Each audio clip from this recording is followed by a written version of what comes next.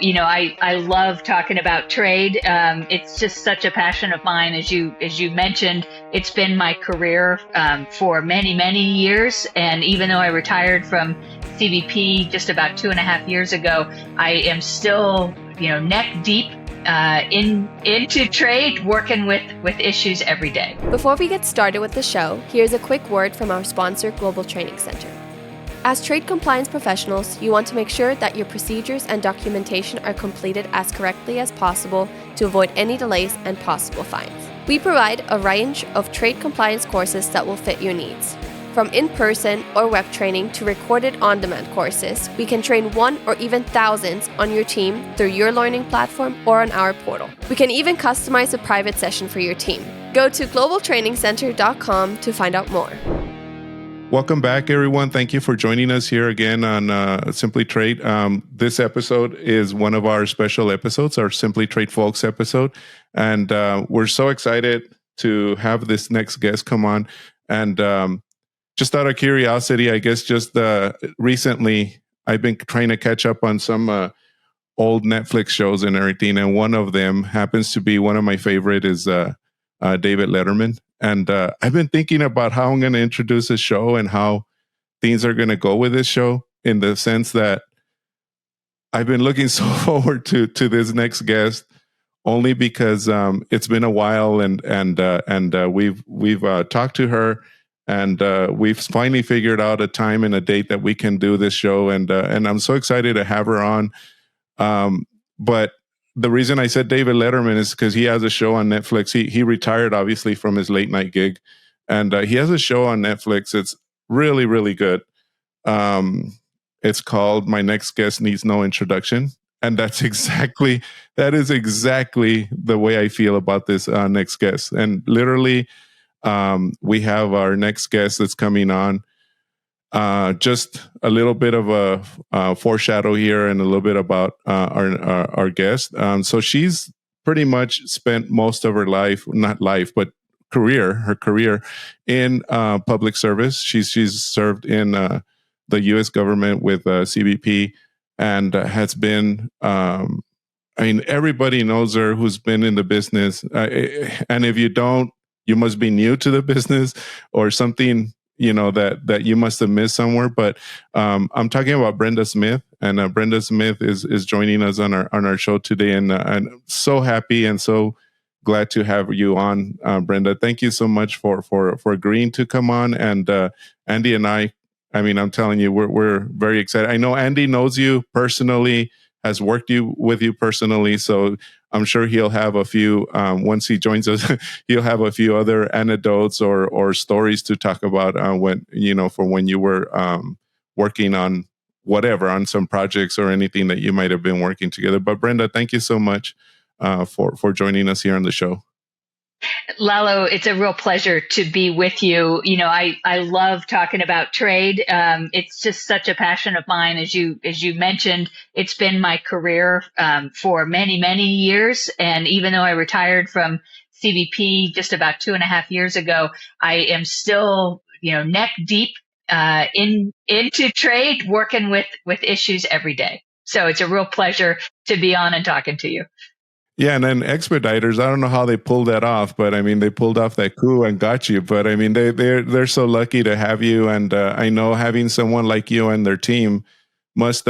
And it's kind of cool because usually you think of Expeditors as like a forwarder or like the logistics part. You know what I mean? And us who are in the business, we know they also do brokerage, and they do a lot more than that. And so it's really neat to see something like that, like them. And it's not something new to them, of course, but for the industry, some people might be saying, oh, now they're getting into brokerage, or now they're getting into customs, now they're, what I mean? It's not just logistics, but it's actually always been that way with them.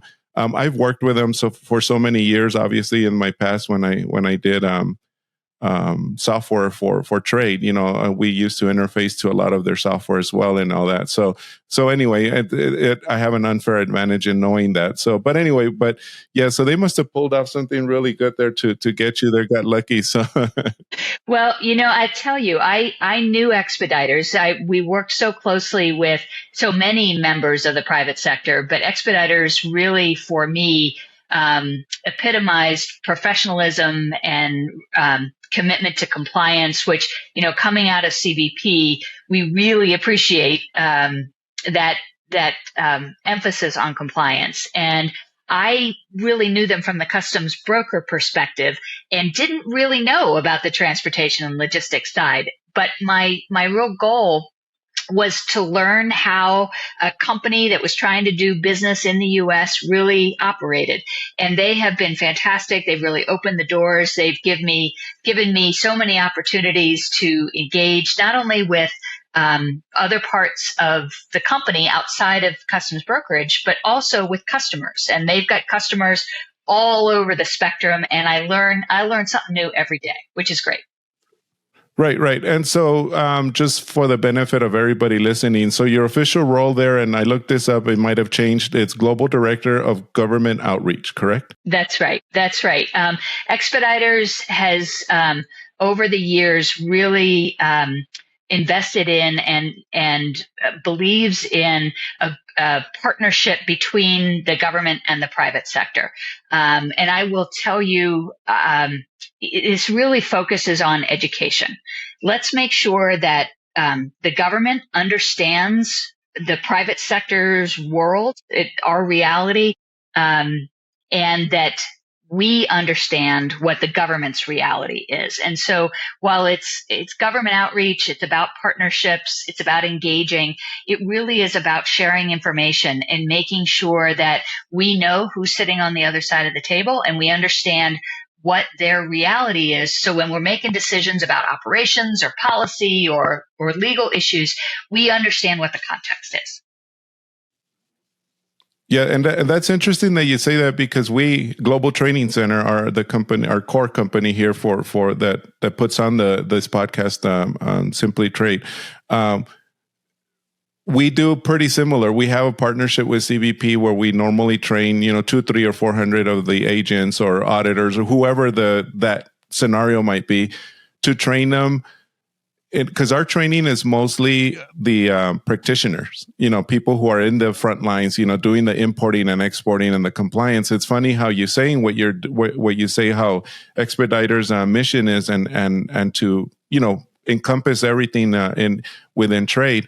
So our role is when we first did this a few years ago and talked to CBP, is to help them understand what the frontline people are looking and doing so that they can communicate better with each other. So it's actually worked out really well, our partnership with them, and they've learned, they've taken courses that you normally think, why are they taking that class? It has nothing, not that it has nothing to do with CBP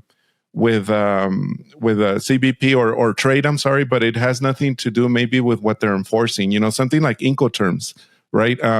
But they want to understand Incoterms because they know that that's sometimes a lot of the fuss between the shipper and the importer and the exporter, and why did they get in a fight, and why are they getting CBP in the middle of all this, and stuff like that. So, it's really interesting that you say that, because that all comes in together, and we see that on our side as well. So that's really neat. So. Yeah, I enjoy it. And for me, I working in public service for so long, I recognize now how much we didn't know, and how much you may know, I studied for the broker's license and got my license about a year and a half ago. And I learned a huge amount. I wish I had studied for the license, for the exam 20 years ago, because I learned so much from doing that deep dive. And, there's only so many hours in a day, but if you can really wrap your head around the other person's operating environment, it really helps everybody make things move more efficiently and makes our work better. Awesome. So let's start.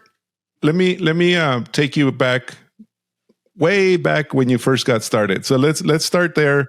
let's give everybody a little bit of background. And honestly, I don't know your background that far back. I know a lot of your CBP and attended a few of the CBP.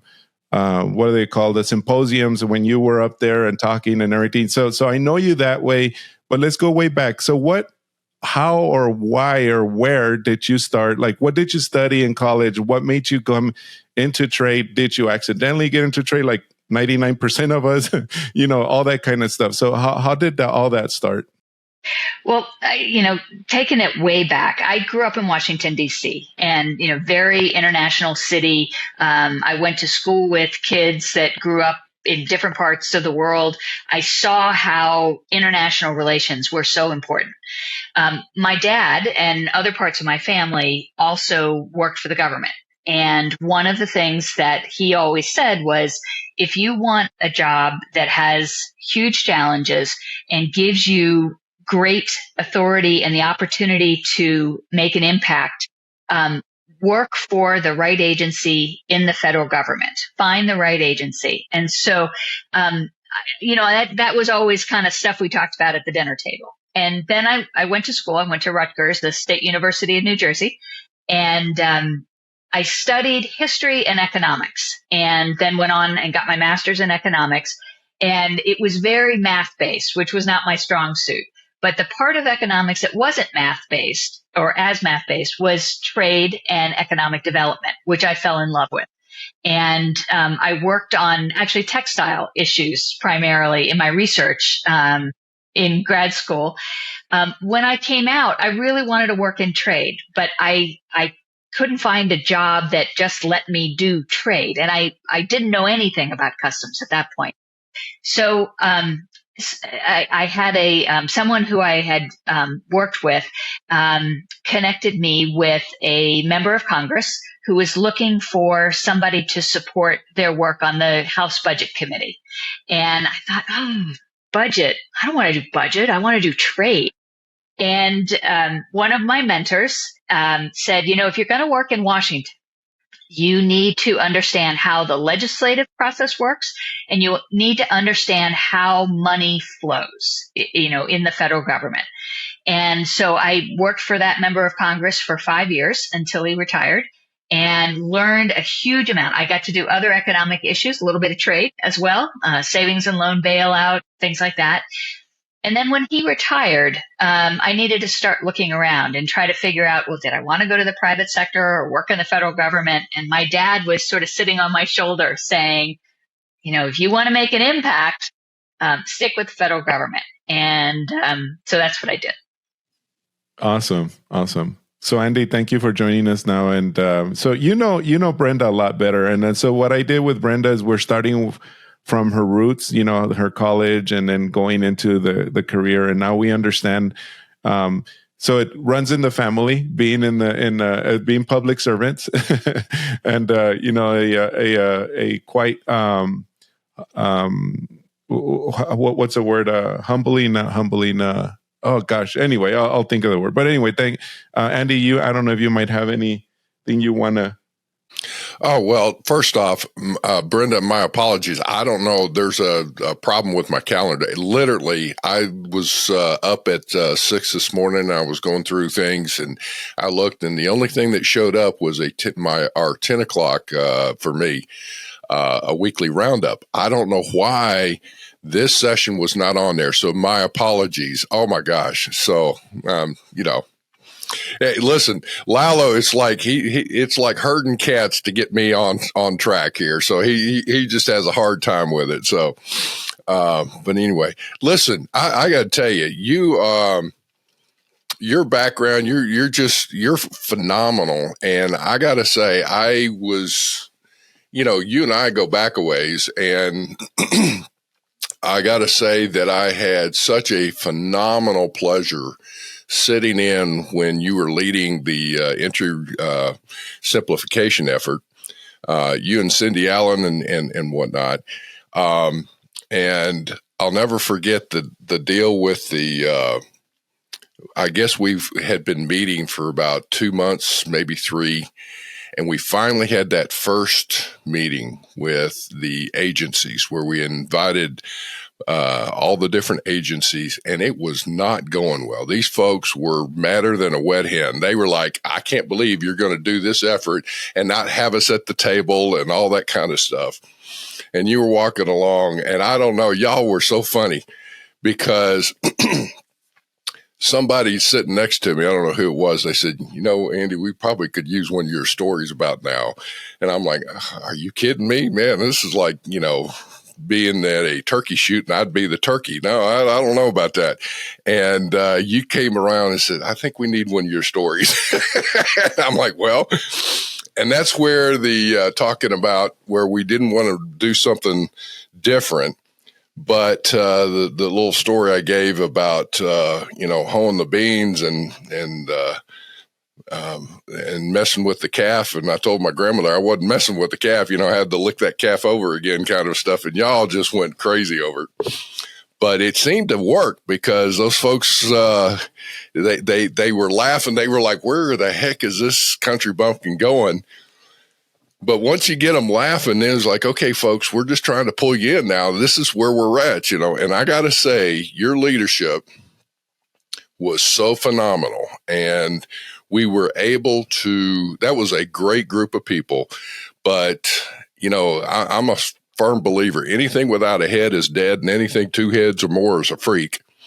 And you did a great job with that. And we were able to accomplish a lot. And so with that, I will say that, so folks, I in the background here, you're thinking, what the heck? We did the entry simplification group, that working group with this private and government sector. Brenda and some others led that. But one of the things that came out of it is the entry process that's being used today. Of course, it's been modified and streamlined even more, but it was a radical change, and it dramatically improved the efficiency of the systems, the data flows at the time. So going through that, I guess, let me ask you that when you were leading a group like that and you're pulling in different people, a working group, you may not necessarily get to really pick who's on there. You got people volunteering and whatnot. But as you're doing that, let me ask the question, how is it that you would prefer, not like what a lot of folks do, but how would you prefer when people are doing a working group like that? How is it what do you want them to do to bring to the table? And is it listening? Is it, too often people sit there and they'll talk to, the horns off a billy goat in a New York second. And I'm like, you got to sit there and focus on something. And you did a great job of that. But I mean, that kind of challenge with these working groups, there's a lot of working groups out there. What would you suggest for people when you're dealing with that? That's a great question, Andy, because I'm absolutely convinced that those sorts of conversations are absolutely critical. And I guess there's a couple of elements that I would call out as really important to having a successful working group. I think the first one is making sure that you get a pretty diverse group around that table. Can't be too big, can't be too small. It can't just be the people you've worked with in the past. You've got to have some people that have some different ideas, and it might be hard to work through them, but it's important to work through differences of opinion or differences of perspective. So diversity of viewpoints is really important. I think the second thing you got to have are people that are willing to participate. They need to be both active listeners and active engagers, but recognize that they're part of a team. So as you said, you can't use all the air in the room, right? You've got to listen to other people carefully and not just react. I think that's one of our challenges these days, is that not enough people listen. And that's really important. And then I think the third thing is to really have a good understanding going in what your goal is and be very clear on that. And then and keep the conversation focused on that goal, so that you're not, 6 months down the road, you've had 15 conversations or 15 meetings and you still aren't any closer to your goal. So I think, those things, diversity, good active listeners and participants that have an open mind. And then the third thing, a really solid goal that you keep driving towards. Well, I will say that one of the things that work group is that, and again, both the government and the private sector all of us seem to be very passionate about our positions, our situations. But the thing that I was so impressed with, because I can remember we had some intense debates. I mean, folks, somebody standing outside the room may think we were literally, angry with each other. And we weren't. We were just passionate about issues and we were debating it. And again, I have to come back to your leadership, is that you allowed us to basically, do a knockdown, drag out on the issues. It never turned personal. That's the thing that I was so impressed with everybody of that work group. And you never intervened unless we got too far off track and, we pulled it back in. But it seemed like we were able to do that. So I got to say, from a leadership perspective, either I was like, you're too scared to step in the middle of this in this crossfire, or, and I don't think it was that. I think it was literally you had the confidence in us to do what we needed to do and not, do some things. But I'll never forget, we met in New York City. And the morning intense debates and whatever. And I happened to be the only one at that time I was at FedEx. So I was the only carrier person in the room. Everybody else was brokers or importers and whatnot. And not only a carrier, but also an express operator too. So there's that scenario that came into play. And it seemed like anytime I would bring up something, man, there were some folks that would jump on that like a duck on a June bug going, no, we can't do this or whatever. And it's like we weren't making any headway. And so we went to lunch and I could tell you were frustrated. Cindy Allen was frustrated and whatnot. And Cynthia Wittenberg was in on that group as well. And it was like, man, we're just not seeming to make it there. And I got to tell you, I'll never forget, Amy Magnus and Mary Ju Muyo were the two, very prominent people in the industry and whatnot. But it seemed like no matter what, if I opened up my mouth, man, they were just like, So I made a point that when we went to lunch, I sat with them at lunch. And they were like, oh, man, because it's like, listen, brokers and express carriers, that goes together about like two pieces of sandpaper rubbing together. And we finally, I said, look, we've got to come to some kind of common ground. Yeah, there's going to be things we probably will disagree on, but there's a lot more that we can come together on. And if we don't come together, the government's going to come up with a solution. And 9 times out of 10, the government comes up with a solution. It isn't what we want. And we came back from lunch and you pulled me to the side later at the end of the meeting. You said, what is it that y'all did? Because, man, it was phenomenal. That afternoon, we got more done. And I'm telling you, that was unreal. But it empowered you and your team when something like that, when the team came together, it was like unreal. And man, I'm telling you what, you were blossoming out there and we got so much done. But the question I've got is, even from that, when you take results from a working group like that, you have to communicate that then to the upper echelons at some point.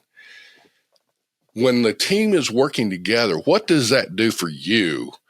And obviously you're looking good with them, but I mean, what did that do for you and your team in being able to communicate like the progress we made on things?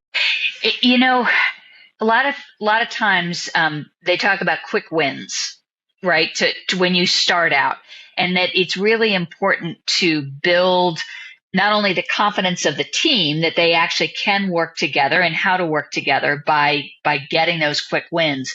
But you've got a lot of people who are keeping an eye on you. And I definitely did at Customs, because what we were proposing was pretty radical. And there was a lot of interest.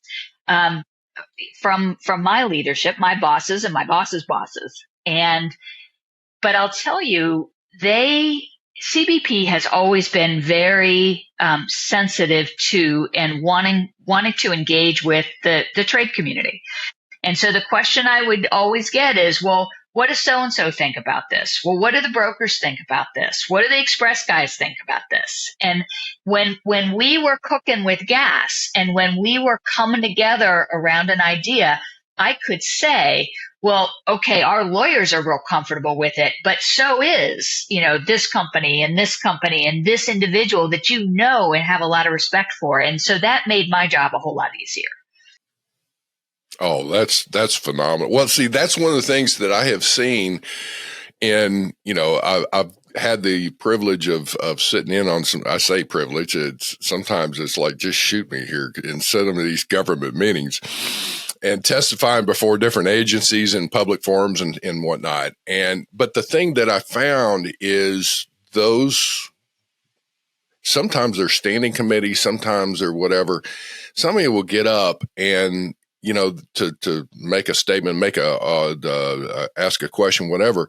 But then they want to qualify themselves and they go on and bloviate all over the place. And I can only imagine there are times you're sitting there going, oh my God, just shoot me, but you had to sit there and put on that smile and, okay, and whatnot. And they would not be as effective versus somebody that's going to part your hair with a hatchet and go say, hey, here's what we've got. Boom. Here's a question. And that seemed to be, who cares what your background is? Just throw the question out there for the staff so everybody can talk about it. And the effort was on the issue. And again, I have to come back to, I always seem to find that, like when you took on the ACE development, oh my gosh, it was, so phenomenal. And it seemed like there was a logger jam in there that finally got broken open. I don't know that though. I think Burson was the acting commissioner at the time.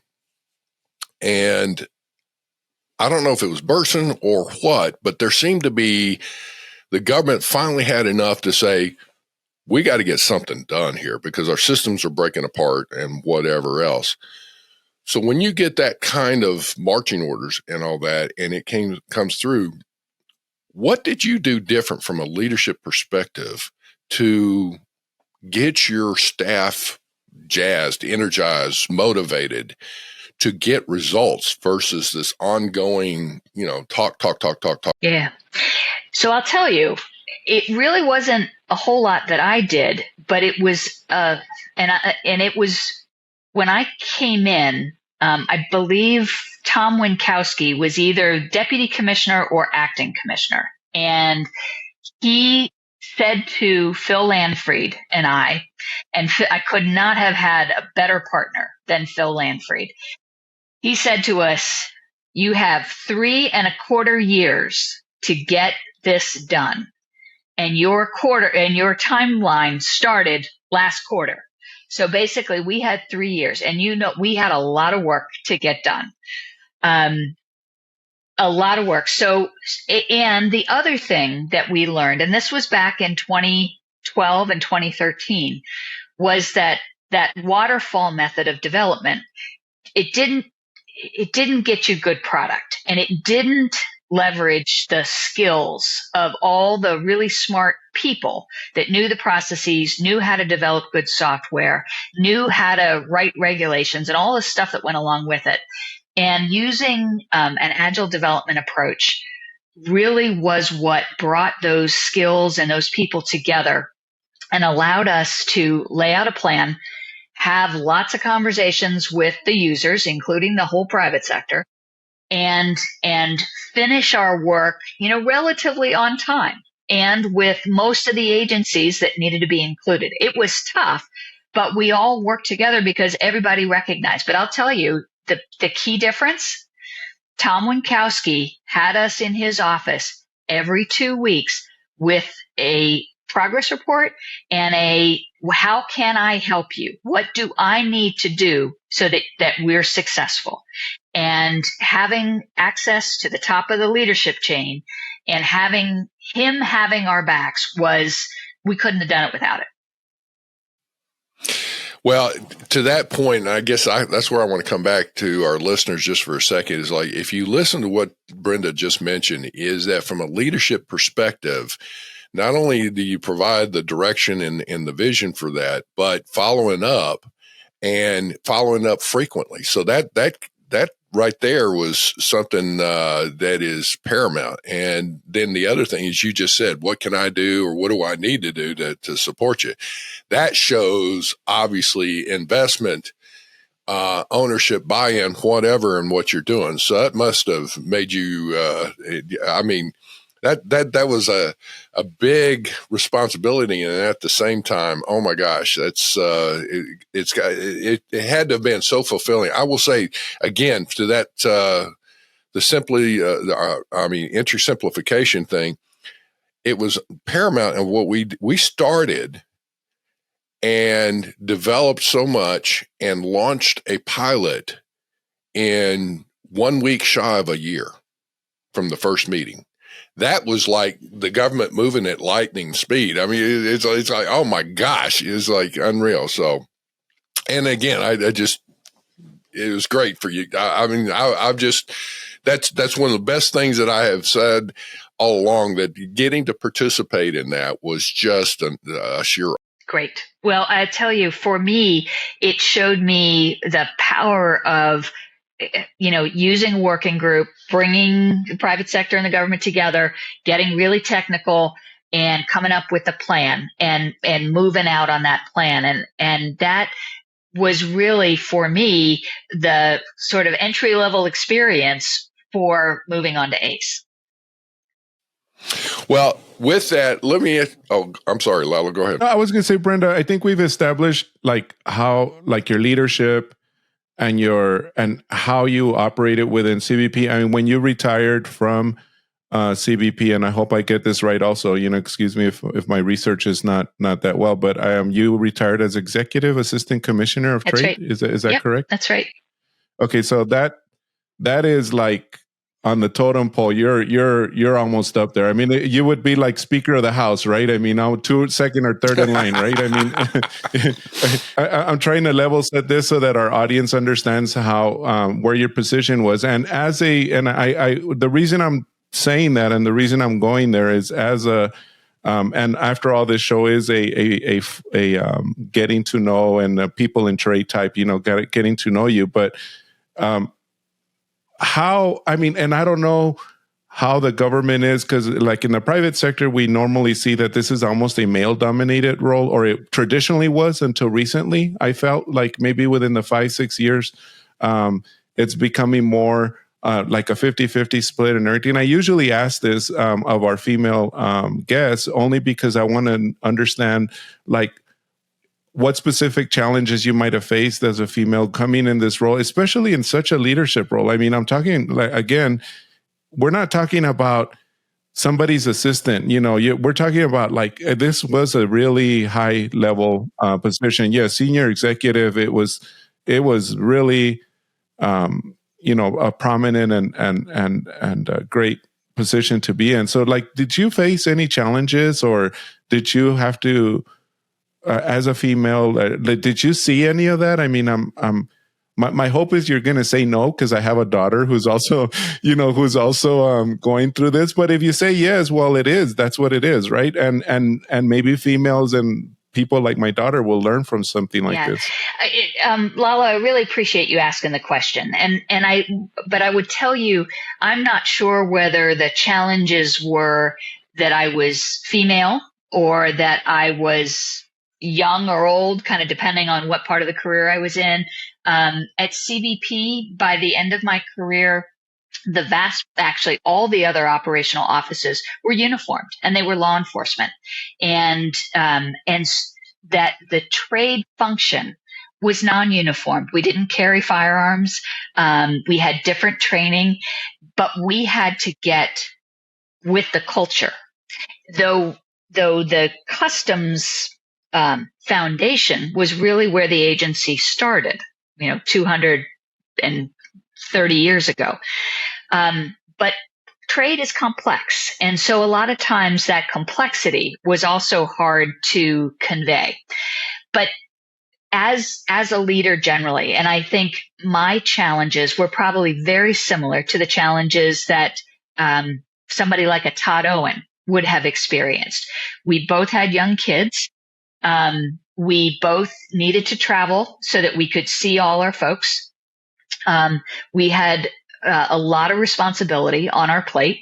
We had things that we were trying to get done. And so finding the right team so that it wasn't all on our plates, I think was really important. Finding people you could work with, sharing the responsibility, which means you have to give up a little bit of control. You have to have people that you can trust. Really important. Recognizing that you don't have to be the face all the time.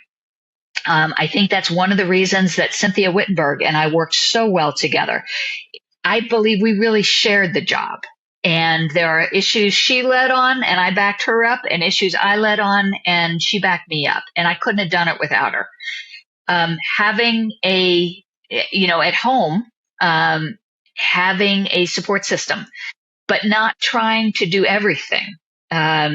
Focusing, what are your priorities? Well, my priority was my young son and my husband, and making sure that our house, we had food on the table and clean laundry and things like that. And some things you have to contract out, and some things you have to say, I'm not taking that on right now. Can't do it.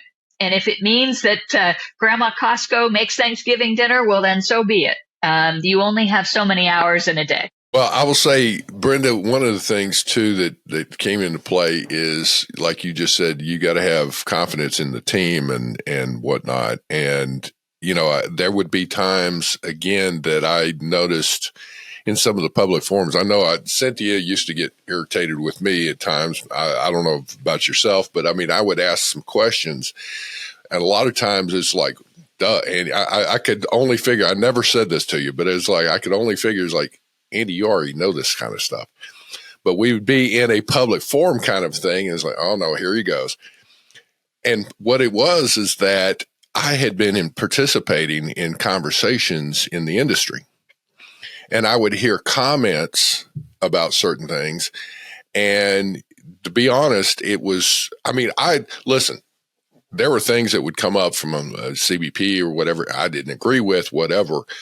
But what I didn't care for was sometimes people would make comments regarding, individuals that was, not in the best light or whatever the case may be. And it just irritated the stew out of me. So I thought, okay. So whatever the issue was that we talked about, I thought, they're not getting up, whatever. I'll just throw it out there. And that way you guys have the opportunity to respond to it without realizing what was going on. And man, I just like, it took the wind out of their sails kind of a thing. And so there, I know it's like, I asked Cynthia something, whatever, one time. And, boy, I could just see, she was like, Ted coming.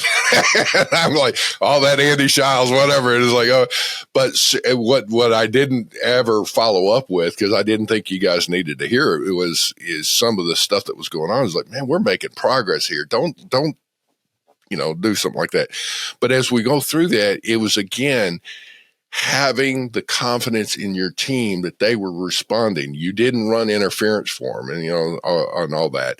So I will say, Brenda, you were you had to be one of the most gracious professional executives I've ever seen for the face of CBP.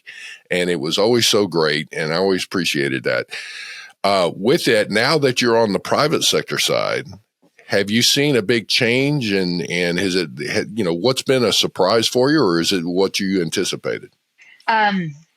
Goodness. Well, actually, before you joined us, one of the comments that I made to Lalo was that I learn something new every day. And whether it's with Expeditors itself or with our customers, and really understanding the operating environment. I knew what customs brokers did, not fully, not 100%, but I knew what customs brokers did, and I knew what the rules were.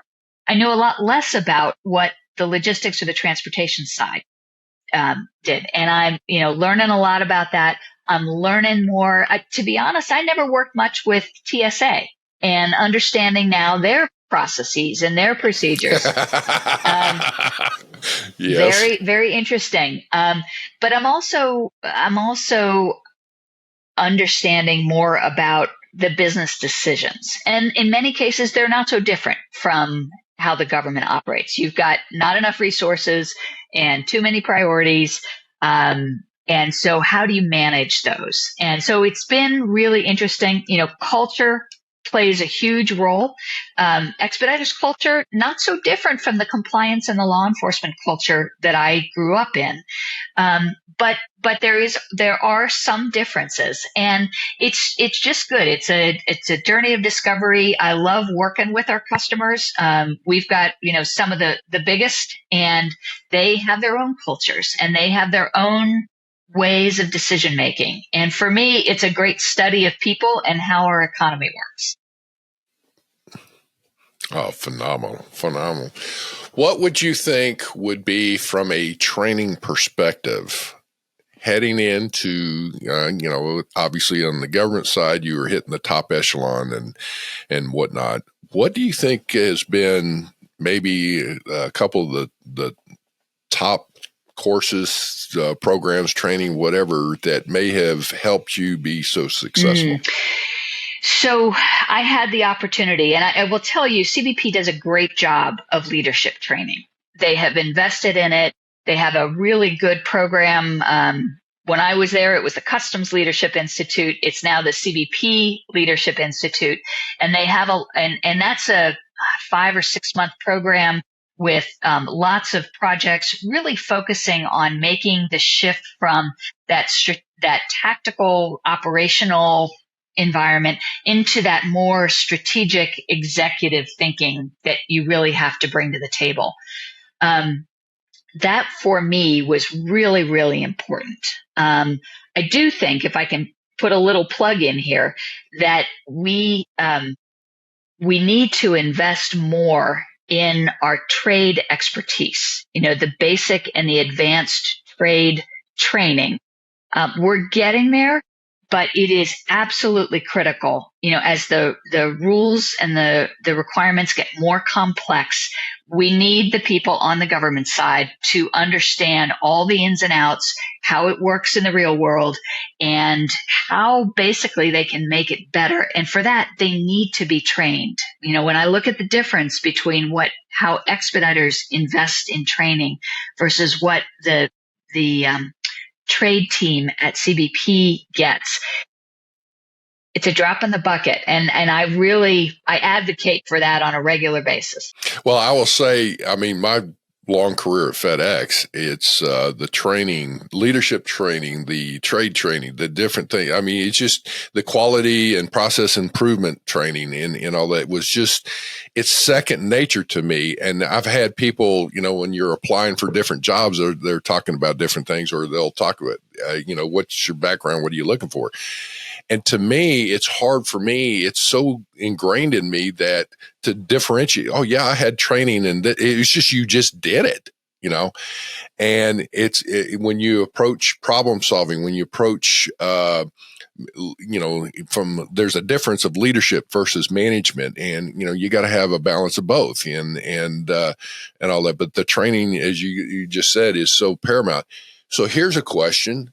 What would you think would be something the private sector should be looking at through the different associations that could offer CBP and other government agencies maybe support, help, or assistance in offering some training? And that here's the other side. The government would have to be willing to accept. Yeah. So I think that the work that Cynthia Wittenberg is doing now with the National Education Institute at NCBFAA is absolutely critical and a great opportunity. And I think that there's some partnership that could happen there. I think that the government also needs to understand importers and exporters environment. They're very different from customs brokers.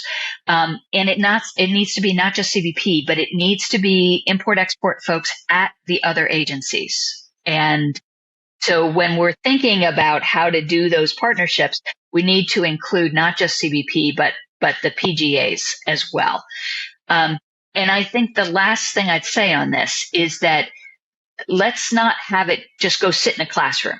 Let's show people, let them experience it, whether it's a tour, whether it's a sit down and work for a day or a week. Those can be a little tricky, but I think the opportunity to actually be hands-on is really important. As we get, we're going to have to wrap this up here, but let me ask this question. What do you suggest someone from the private sector, if they're coming for a meeting with a government official or coming for a committee or whatnot, what impressed you? Let me put it this way. What impressed you when somebody came in and seemed to be very effective?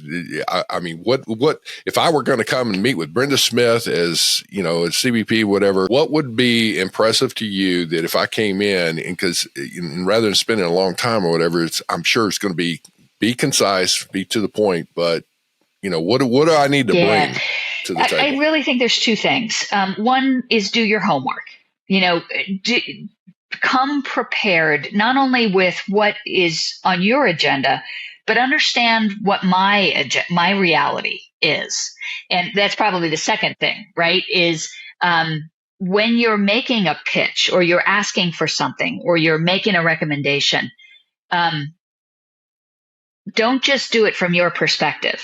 Understand how I'm going to react and try to lay out really what's in it for me.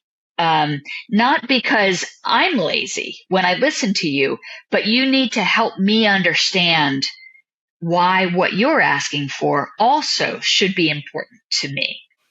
Well, to that point, one of the things I think also is state what your request is right up front, so that in, going through that in my opinion is like, I need your approval for this program, or I need support for this in this area, whatever. Now, here's the situation. Here's the history. This is why it's a big deal. And here are the benefits. I mean, that's generally, the approach that I always like to take. And maybe I'll lead somebody around with is like, well, this is a crazy story or something. But then there's always, to me, I mean, I always try and make a point out of, oh, okay, that makes sense now. So, and at CBP, they call it bluff, bottom line up front, right? And that's what you start your email with, or you start your presentation with, the bottom line up front. Well, there you go. I love that.